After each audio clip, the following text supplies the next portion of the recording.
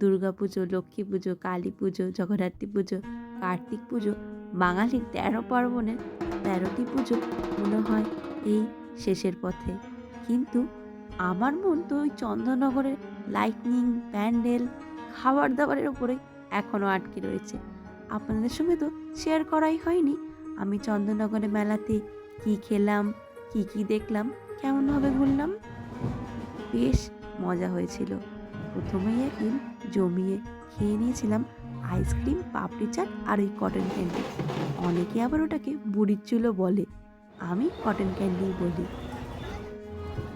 পরে ঠাকুর বিসর্জনের দিন অনেকটা পরিমাণে হেঁটে একটু গরম গরম কফিতে চুমুক দিয়ে, সাথে একটু গরম ঘটি গরম খেয়ে আর গরম গরম পপকর্ন খেয়ে দেখছিলাম এই মায়ের মিষ্টি মুখখানি। বাড়ি ফেরার পথে একটা আইসক্রিম খেয়েছিলাম।